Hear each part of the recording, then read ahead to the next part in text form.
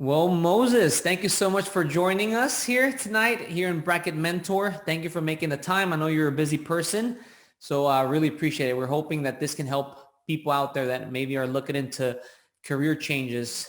But thank you for being here today. Of course, yes. Well, like I told you a little bit off camera, Moses, the purpose of this is to just talk a little bit about you, what you do, some of the pros and cons, and perhaps what steps can someone take to go into your industry. But without further ado, tell us a little bit about what your 9 to 5, your current job is. I think you have more than one, but I'll let you speak on that. Yeah, well, my current job is AC and refrigeration. That's my 8 to 4 or 7 to 3 or 7 to 4, depending on how busy the day is or the week is. So that's my main job. My second job is real estate investments, rental properties. If I can get my hands on a flip, I'm always out looking for something like that. Nice. Whenever you said not really 9 to 5, more like 8 to 7, etc., does that mean that you make your own schedule with the refrigeration? No, I have my set schedule, which is 7:30 to 4. But some days I come in early, some days I leave late, or some days I leave early, just depending on how the schedule is, how much work there is. Okay, nice. Is that like do you work for a company or are you your Yeah, own boss? You work for a yeah, company for the refrigeration? yeah. I work for a company, but I also have my AC contractor's license. Oh, okay. So you can do your own thing if you feel like doing it, right? Yeah, just the situation that I'm in, I have it really easy.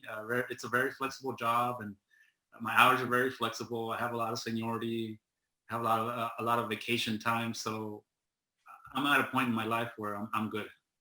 Where I'm Nice. at. Yeah. I like how you say it. I'm good. People like more, this or that, but you reach a point, I guess, where you're satisfied. And then you said a little bit about the flipping. How long have you been doing that for?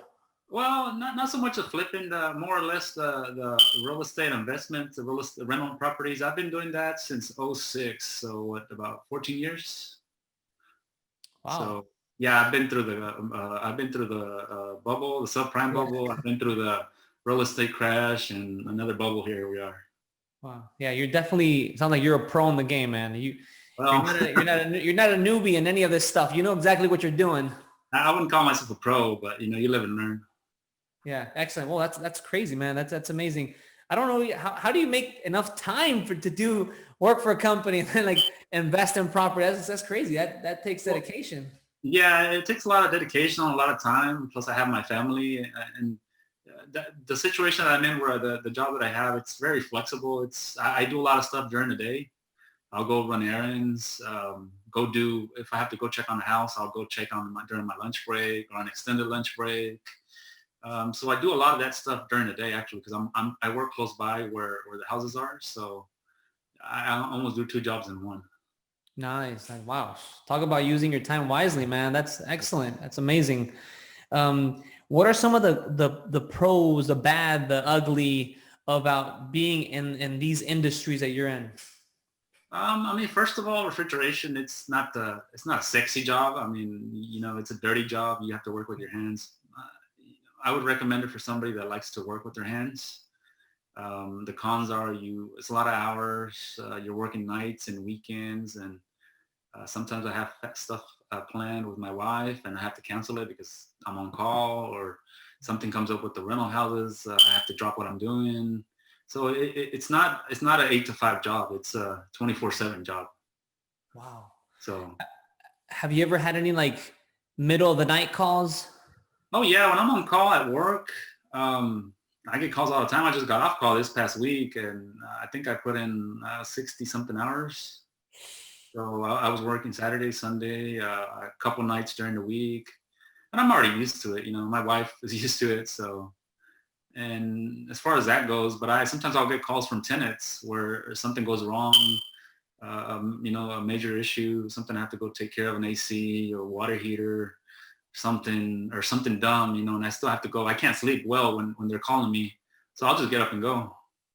Oh man, that definitely, yeah, takes the word dedication to the literal sense. And just for clarification for anyone watching, he said 60 hours a week, not because we probably think, oh, 80 hours, that's kind of what people work, but that's biweekly. Just so you know, he's putting him in 1 week. No, that's not every week. No, that's about every 4 or 5 weeks I'll do that. Sometimes 50, sometimes 60, sometimes 70. Yeah. Cool. Well, yeah, I want to clarify because whenever you said, I was like, well, I think I work more than 80, but you meant it Yeah, in a no, this is different weekly. window. Yeah. Okay. What are some of the good stuff? What's some of the good stuff in working in your industry? Uh, you learn to work with your hands, and that's expensive. As far as when you own a house, you learn a lot of stuff. You learn how to fix your own things. So that in itself pays for it pays for itself. You become very handy. That's probably one of the major upsides I think I've learned. Good. So Yeah. Next time somebody comes to, you have issues, you can save yourself a couple thousand, man, if something major yeah, happens. yeah. Trades are expensive. So especially if you're having to pay for everything, it's expensive. Yeah. I think I read somewhere that the more we go into the automation world, like for anything that's IT related, the more in demand that labor type jobs will become because it's going to be more scarce. Yeah. But Moses, and here's one of the more important questions I guess people that are watching would like to know, get there already, Raul. If somebody wants to go into, let's say, refrigeration, where does that even start? Where do I begin? Well, the way I started was I went to a trade school. Now that wasn't the best, the best way. Now looking at hindsight, that wasn't the best way to go about it because trade schools are kind of a money pit. It's always best to go to a community college. They have AC classes, they have refrigeration courses, they have electrical courses. Do that and talk to somebody, get your foot in the door. Somebody that knows somebody, they'll get you in. That's probably the easiest advice I could give you is to go to a community college, get some courses, make some friends, talk to techs that you see out in the field, and someone will help you out. Is there a specific course that you must have or license or certificate that you must have before you can even touch an AC unit? No, not necessarily. There is a couple certifications you need. They're not hard to get. They're pretty easy. More or less, it's just get some training and get your foot in the door. The hardest thing is finding an employer that will give you a chance. Finding somebody that will trust you to let you work on other people's equipment or their own equipment. That's the hardest thing.